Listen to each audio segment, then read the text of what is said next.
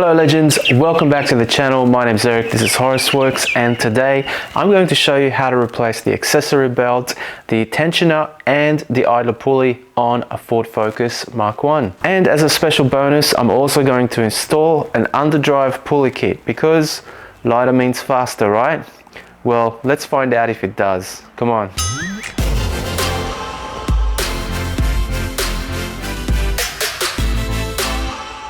So these are the parts we're going to be installing today, and as you can see, we've got an idler pulley, we've got a tensioner, we've got a belt, and I've got this lightened harmonic balancer that came from FS Works. It's supposed to give you a couple of extra horsepower because this thing weighs absolutely nothing.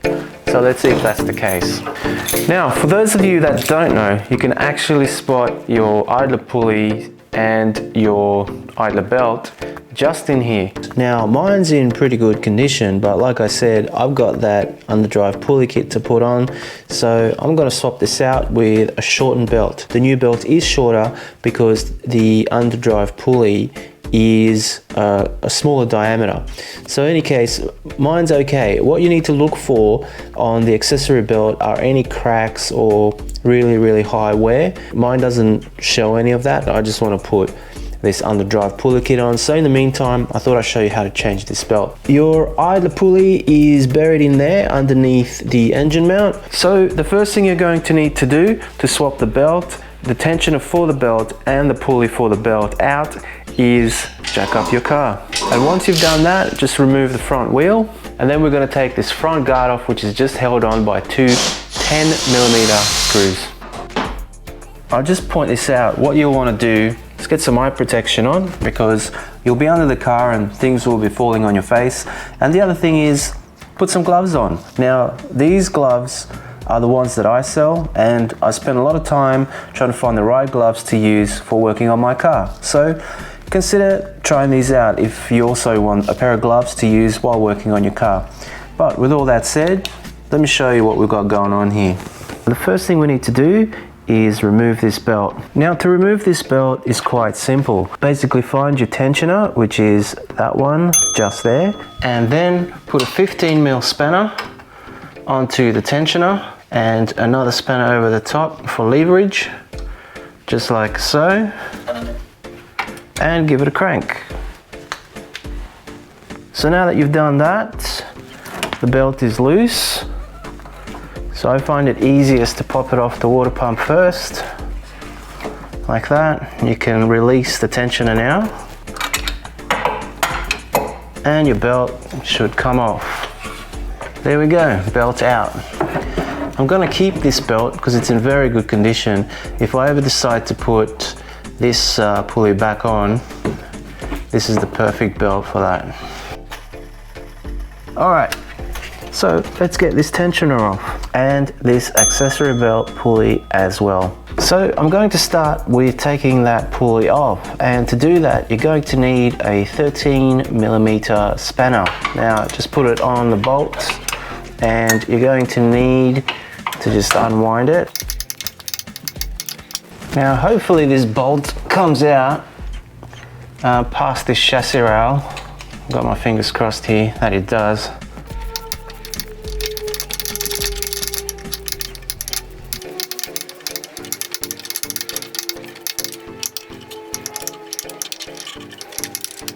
Okay, so we're running into a small problem here, and that is this bolt is way too close to the chassis rail to come out on its own. So we're going to have to do a couple of extra steps to get this out. It's not really a big deal. Basically, we're going to need to raise the engine. Phew, now I kind of wish we didn't have to do this, but you know, I'm hitting these hurdles so that you don't have to. So just keep this in mind. You will need to raise the engine to swap that pulley out, and probably the tensioner as well. You might need to drop the engine to change the tensioner. But yeah, I've just found that out just by doing this job for the first time. So yeah, follow along. This is what you need to raise the engine. So get yourself a block of wood, put it on your jack, and put the jack underneath your sump and basically raise the sump. Now, with that supported, so you can undo this engine mount. And to undo that engine mount, we've got to move this coolant bottle out of the way. So only a 10 mil is holding the coolant bottle in place. So just undo this 10 mil here. There we go. And now we should be able to just wriggle this thing free. There we go. And just scooch it out of the way. All right, so now we've got access to our engine mount. So you've got 3 bolts here and you've got 2 on the engine itself. So to undo these 2, you're gonna need an 18 millimeter. So just unzap those. And next, take a 15 millimeter and undo the 3 bolts holding the engine mount bracket to the chassis. 3. Okay, with those bolts removed, you should be able to take this engine mount out. If this is stuck, just push up on your jack a little bit, and what that'll do is push up your engine. Can you see that? Just like so, and it will allow you, hopefully, to wriggle this thing loose. There she goes.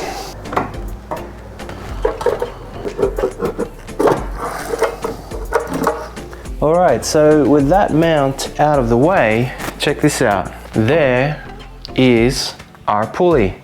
And look how easy it is to get to this now. What I'm actually going to do is raise this engine up just a little bit more. And as I'm doing that, it's going to give me great access to this bolt. Just like so. So now, done. There is a little washer that goes over here onto the block, so don't lose that. But there is our pulley out.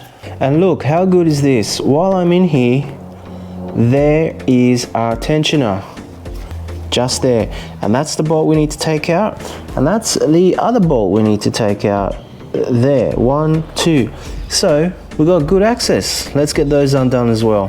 That looks like a 10 to me. Yep, a 10. I'm just unscrewing this bolt. There it is, it's 1. So get ready to catch your tensioner, because it is about to fall down.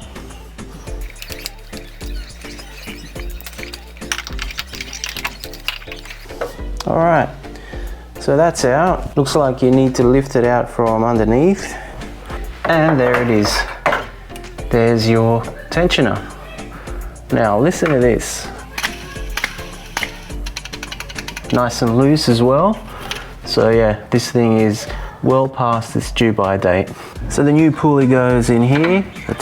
There are the 2 bolt holes. Just gonna line them up and feed them in. Who's got the funk? Where'd I put the 10? Where is the 10? Where'd I put my 10? Okay, so with these 2 bolts now done up, just set your torque wrench to 25 Newton meters. That's 25, and tighten these suckers up. There we go. So the new tensioner is now on. All right, so let's put this new accessory belt idler pulley back on. Okay, so here is the old idler pulley, and I just quickly want to show you something. So the way this part is attached to the engine is with this spacer, because it's sitting over the top of this indentation, okay, just like so. Now my new idler pulley looks like this. Okay, it comes as a whole assembly with the hardware, and in fact it's already got the spacer on here, which I'm not going to remove, but I just wanted to show you this in case you have a pulley that does not come with hardware. If you just got this, basically the thing you need to do is make sure that this goes on the back of the bolt, like so.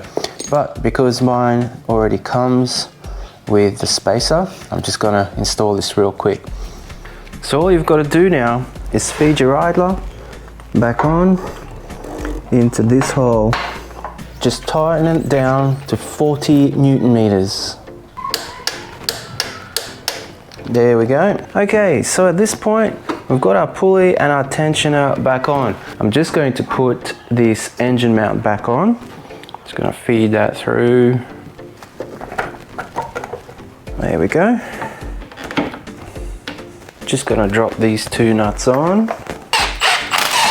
And then I'm gonna drop the engine nice and slowly. Gonna put the 3 bolts in. So the 3 bolts that attach the mount bracket to the chassis need to be torqued at 48 Newton meters.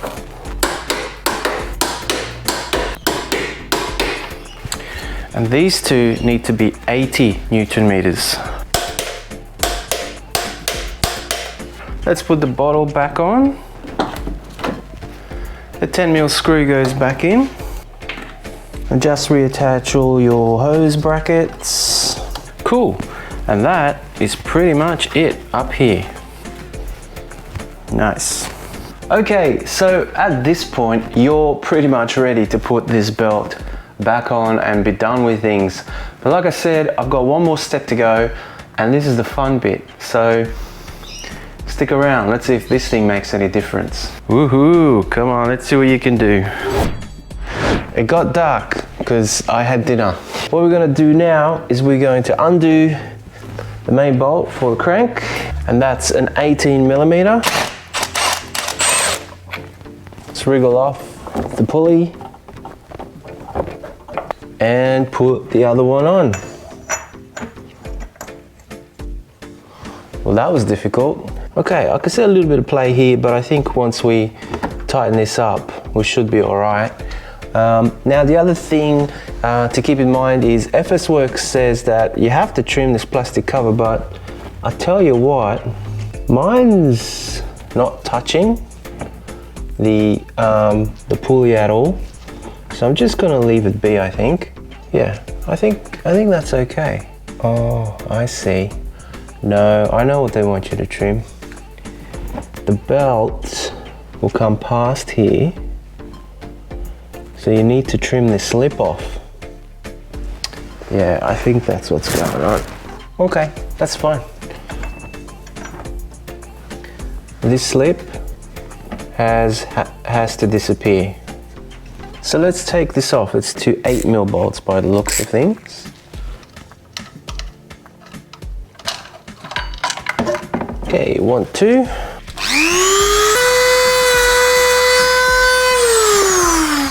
Okay, so instead of trimming the whole lip off, what I decided to do was find where the belt needs to leave this this bracket, and what I could see was that the belt goes up to the water pump here and goes across to the AC condenser here. So those are the only bits I trimmed, because why get rid of the whole thing? Anyway, your car, your rules. This is what's going to work for me. All right, let's put this puppy back on.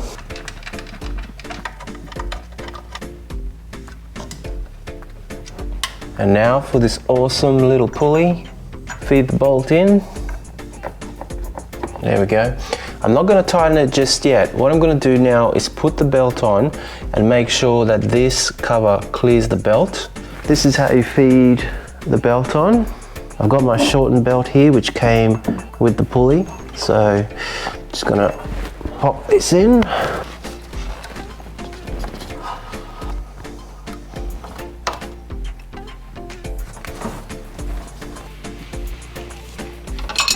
Everything's clearing quite nicely here. Okay, everything's looking good. The belt's sitting on its ribs, so let's tighten this sucker up.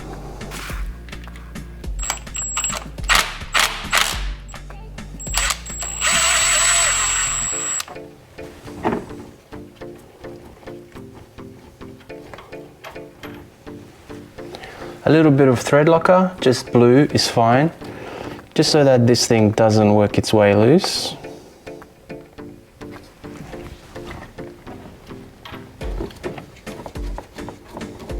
Feed it back in and torque this thing down to 115 Newton meters.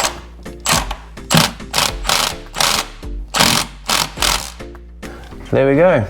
Dust cover back on.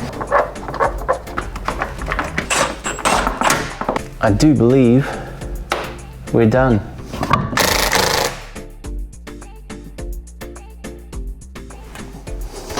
All right, let's see what we've done.